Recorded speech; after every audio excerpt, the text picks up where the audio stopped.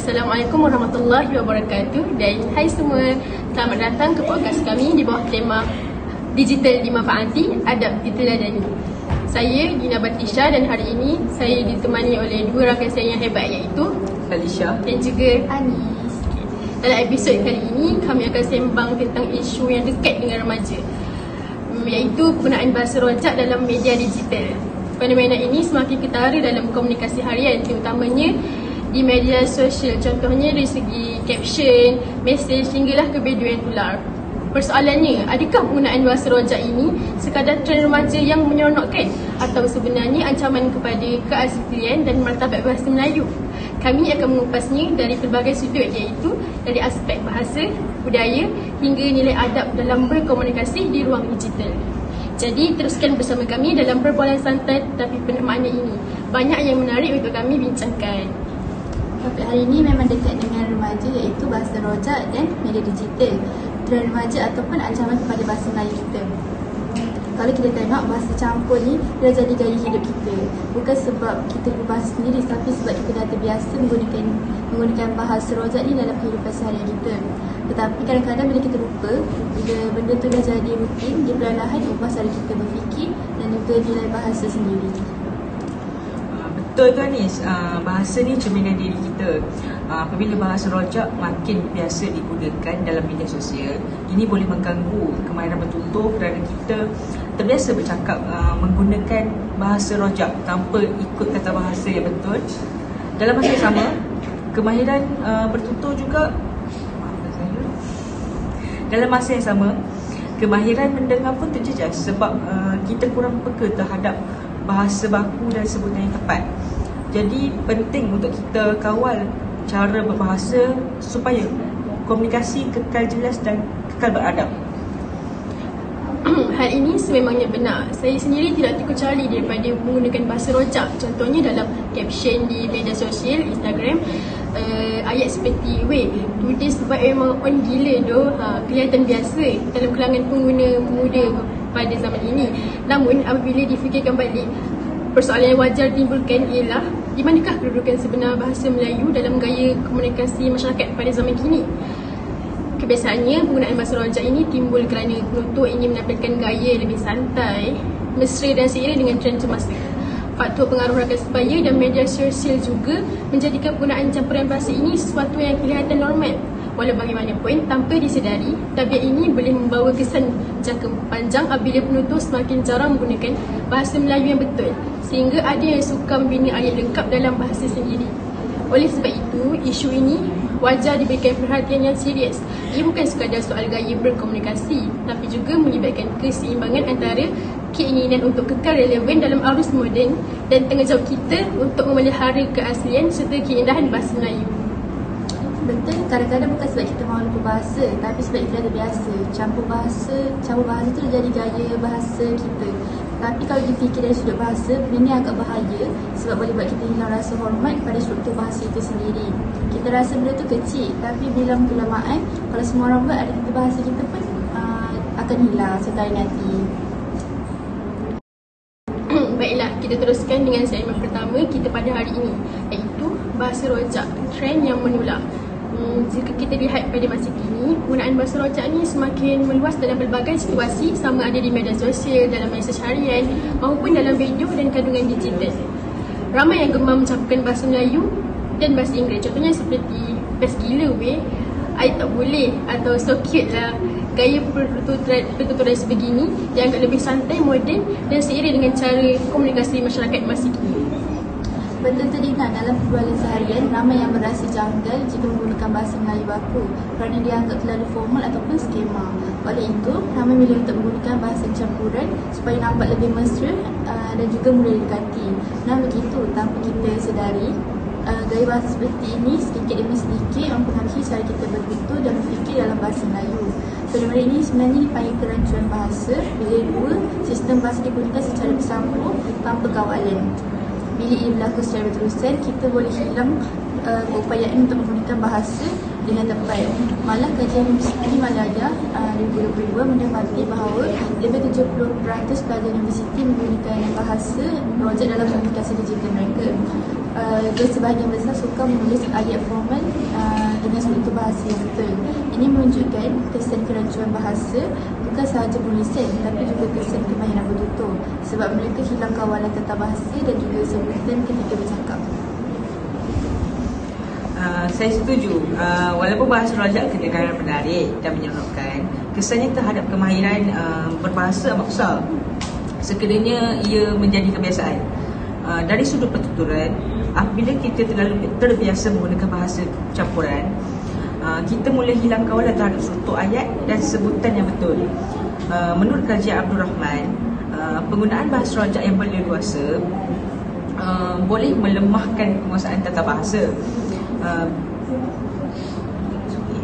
Penggunaan bahasa rojak yang berleluasa boleh melemahkan penguasaan tata bahasa baku dan menyebabkan kekeliruan dalam penggunaan kuasa kata bahasa Melayu. Malah dalam situasi rasmi seperti pembentangan atau temu duka, ramai petutur cenderung tersasul menggunakan bahasa Inggeris secara spontan. Ini menunjukkan betapa kuatnya pengaruh bahasa rojak terhadap kefasihan dan keyakinan berbahasa masyarakat sekarang. Betul tu, saya sendiri pernah mengalami perkara yang sama. Dalam sesi pembentangan di universiti, saya tanpa sengaja menggunakan perkataan Inggeris di tengah-tengah ayat bahasa Melayu. Situasi ini membuat saya sedar bahawa penggunaan bahasa rojak telah menjadi kebiasaan yang sukar dikawal. Saya rasa perkara ini bukan sahaja menjejaskan pertuturan, malah turut mempengaruhi kemahiran mendengar. Apabila kita terlalu biasa mendengar bahasa rojak di media sosial, telinga kita dah menjadi biasa dengan struktur ayat yang salah. Maka apabila mendengar bahasa baku, kita cepat berasa janggal atau hilang tumpuan kerana bunyi dianggap terlalu formal ataupun skema. Lama-kelamaan, perkara ini boleh menyebabkan penurunan mutu bahasa dan melemahkan keupayaan kita untuk bertutur secara jelas dan beradab. Maknanya, bahasa rojak ni bukan sahaja mengganggu cara kita bercakap, tapi juga cara kita memahami sesuatu perbualan. Betul tu, walaupun bahasa rojak tu dilihat sebagai satu trend moden yang menyeronokkan, kita tak boleh biarkan dia menguasai keseluruhan cara kita berkomunikasi. Jika tidak dikawal,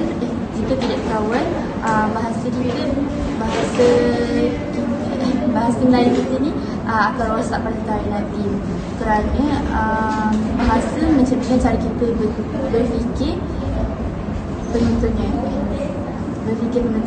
Jadi bila kita biasakan diri dengan kerancuan bahasa, cara kita berfikir pun akan lain. Kita akan bercelaru dan juga tak fokus pada sistem yang betul. Oleh sebab itu, kita perlu bijak menggunakan bahasa mengikut konteks. Gunalah bahasa rojak hanya dalam situasi santai dan tidak rasmi. Tetapi dalam masa yang sama, kekalkan penggunaan bahasa Melayu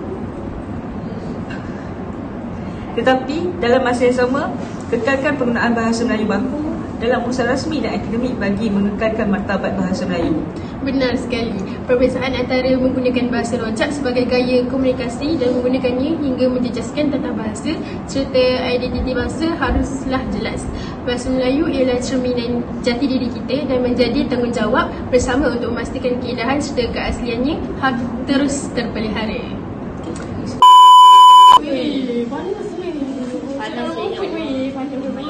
Tak ada komunitas yang macam apa? Kita tahu tu. Apa nak cari kopi ni? Tengok. Wow, sejuk gila. Thank you. Ish, sejuk gila. Apa ni? Aku hebat juga ni. Cakap. Sekarang kita beralih kepada salah satu faktor yang membentuk gaya berbahasa masyarakat masa kini, iaitu pengaruh media digital. Dalam dunia moden, platform seperti TikTok, Instagram, YouTube bukan sekadar tempat hiburan, tetapi juga menjadi ruang utama masyarakat belajar komunikasi harian. Namun, kebanyakan masa yang digunakan di platform tersebut jarang menepati ciri bahasa baku.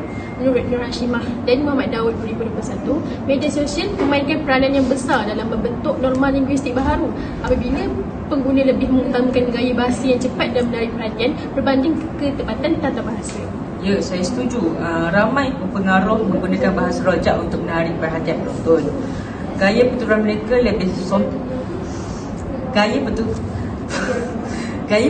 mereka lebih spontan, pantas dan bersahaja. Walaupun tidak mengikut struktur bahasa yang betul, gaya ini dianggap lebih menarik dan moden dan mudah dipahami oleh khalayak ramai. Kajian oleh Zulkifli dan Rahman 2020. Kajian oleh Zulkifli dan Rahman 2020. Kajian oleh Zulkifli dan Rahman 2022 mendapati bahawa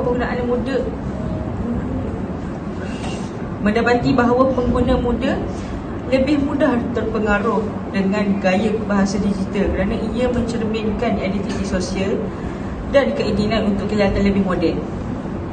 Lama-kelamaan, gaya komunikasi ini diterima sebagai norma baharu dan dijadikan contoh oleh penutur lain, khususnya remaja. Betul-betul. Apabila pengguna terdedah dengan kandungan bahasa rojak setiap hari, proses peniruan linguistik berlaku secara tidak sedar. Otak kita menyesuaikan diri dengan bentuk bahasa yang sering didengar.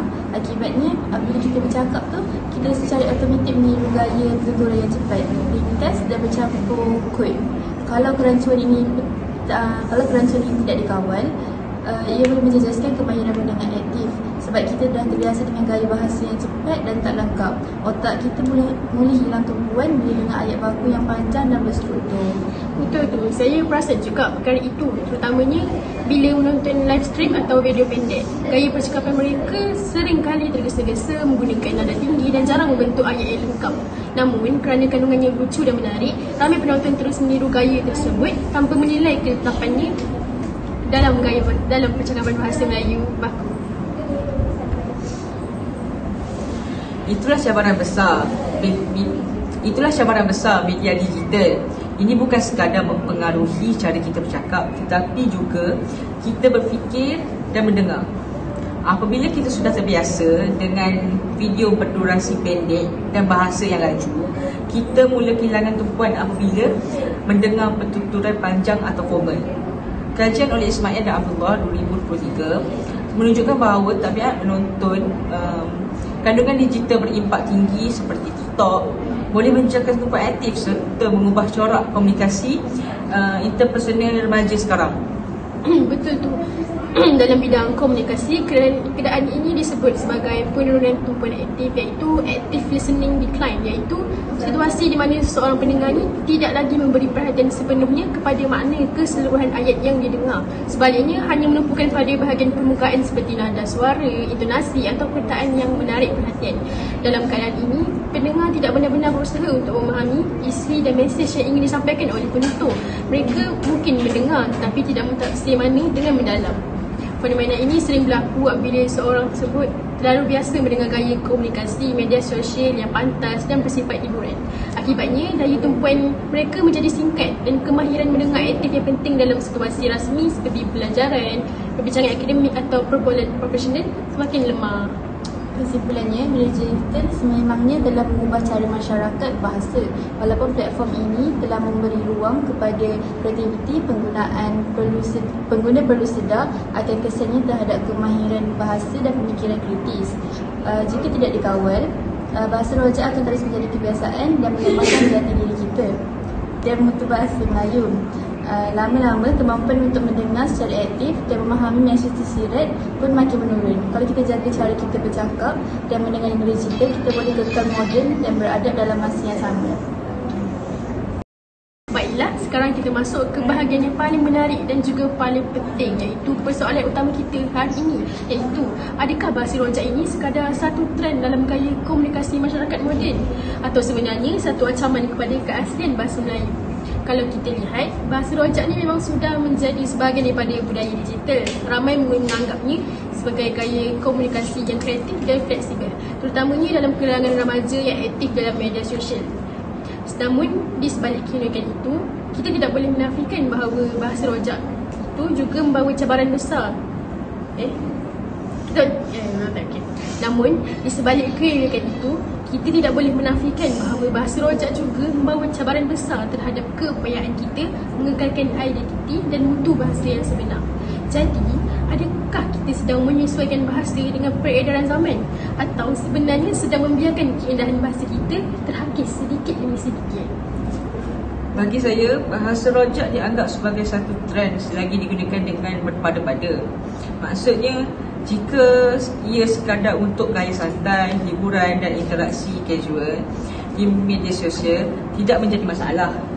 Ia menunjukkan bahawa bahasa Melayu mampu menyesuaikan diri dengan perubahan zaman dan berinteraksi dengan bahasa lain tanpa kehilangan fungsinya. Namun, masalah timbul apabila penggunaan bahasa rojak menjadi terlalu meluas dan terbawa-bawa ke dalam situasi rasmi dan akademik.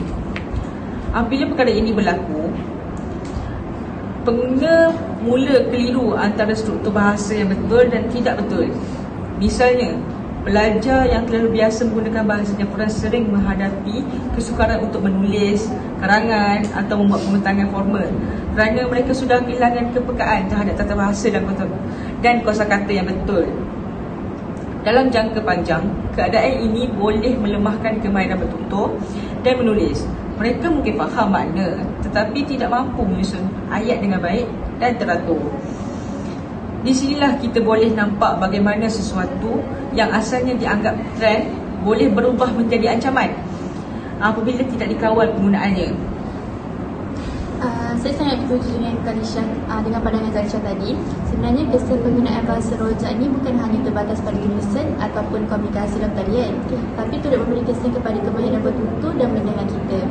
Bila seorang terlalu biasa bercakap menggunakan bahasa campuran, mereka akan kehilangan keyakinan apabila perlu bertutur secara rasmi.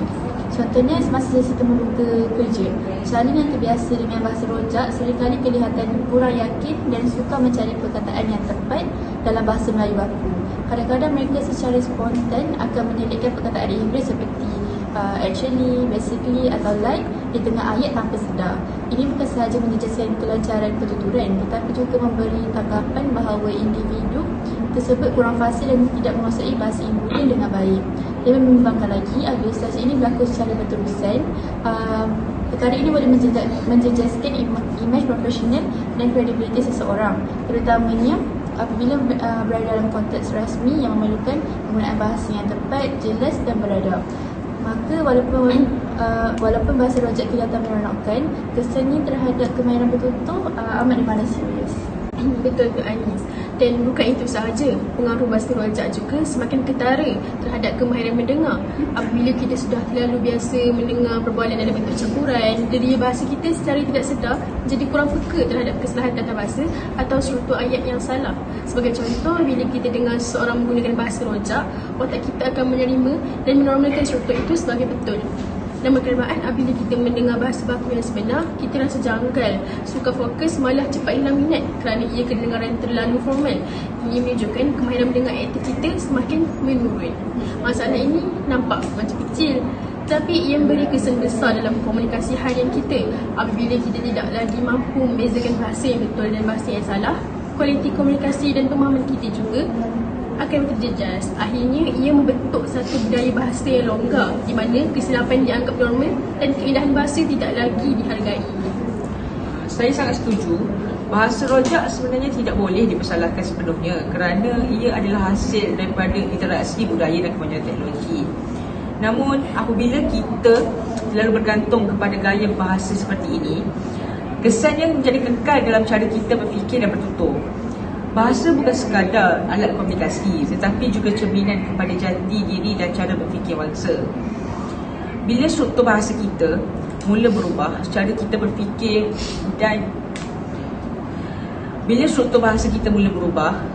berfikir pun turut berubah. Kalau kita terbiasa berbahasa secara ringkas dan tidak teratur, cara kita menyusun idea pun akan menjadi begitu. Maka ancaman sebenar bukan sahaja hanya pada hilangnya keindahan bahasa, tetapi juga pada kemerosotan nilai intelektual dan budaya yang terkandung dalam bahasa Melayu itu sendiri. Oleh sebab itu, penting untuk kita sedar bahawa trend tidak boleh dijadikan alasan untuk pengabaian tata bahasa dan kesantunan bahasa. Kita boleh ikut perkembangan semasa, tapi dalam masa yang sama kekalkanlah disiplin dalam menjaga kemurnian bahasa ibunda kita sendiri. Baiklah, kesimpulannya, bahasa rojak memang boleh dianggap sebagai satu trend yang menunjukkan dinamika dan kreativiti masyarakat moden. Namun jika penggunaannya tidak dikawal, ia boleh bertukar menjadi satu ancaman besar terhadap kemahiran bertutur, mendengar dan juga menulis dalam bahasa Melayu. Bahasa kita gunakan ini mencerminkan siapa diri kita sebenarnya.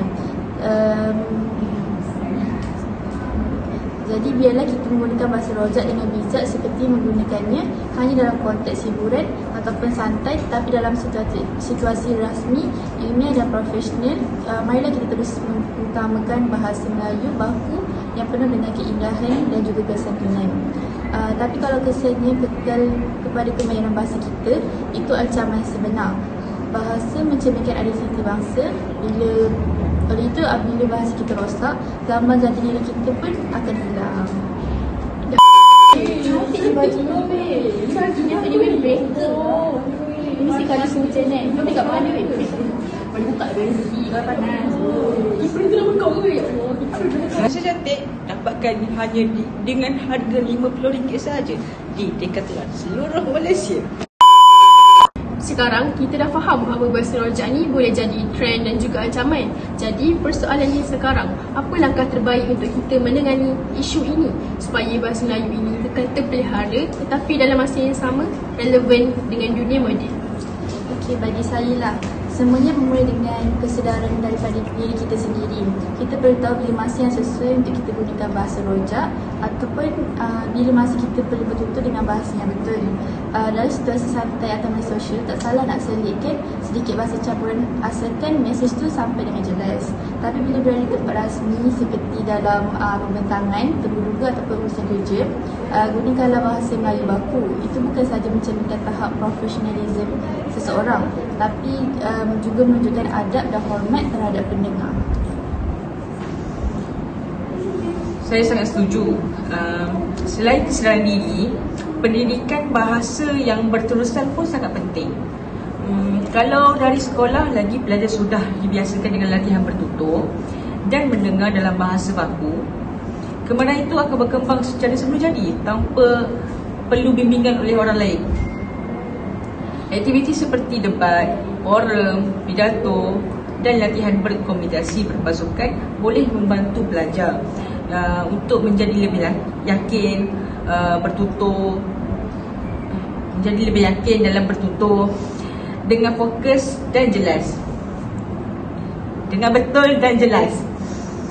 Malah bila mereka belajar mendengar dengan fokus, mereka juga akan lebih peka terhadap kesilapan bahasa dan sebutan orang lain. Dan perkara itu boleh melatih kemahiran mendengar yang aktif dan berkesan dalam diri seseorang pelajar maupun masyarakat. Betul tu kan Syah. Tapi selain sekolah, peranan keluarga juga tak boleh diketepikan.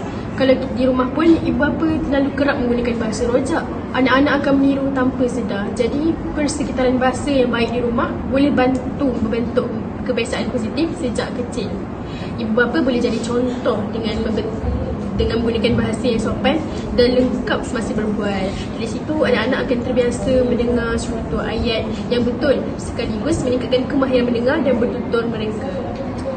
Lain daripada itu, kita juga boleh manfaatkan media digital secara positif. Sekarang banyak kandungan yang menarik dan mendidik dalam bahasa baku. Contohnya video ilmiah dan juga rancangan bual bicara. Misalnya pengaruh seperti Zidin Aziz, beliau sering